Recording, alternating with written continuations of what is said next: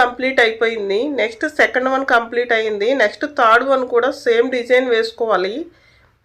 Curve shape వేసుకోవాలి. Next వచ్చేసి ఆ కర్వ్ షేప్ పైన ఇంకా three lines curve shape design వేసుకోవాలి. 3 వైపులా సేమ్ కర్వ్ షేప్ లైన్స్ వేసుకోవాలి. ట్రయాంగిల్ అంటే 3 ఎడ్జెస్ ఉంటాయి కాబట్టి 3 వైపులా కర్వ్ షేప్ వేసుకోవాలి. ఈ డిజైన్ చూడటానికి చాలా చాలా అందంగా చాలా క్యూట్గా ఉంటుంది.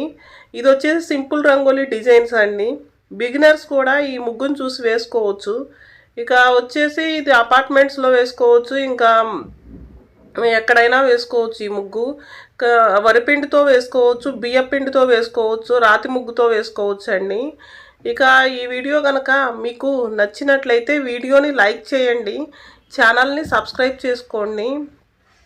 Thank you for watching.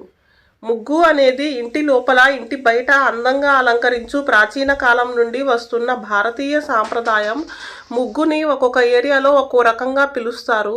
Rangoli అని పిలుస్తారు, ముగ్గు అని పిలుస్తారు, కోలం అని పిలుస్తారు, ఇక రకరకాలుగా పిలుస్తారండి.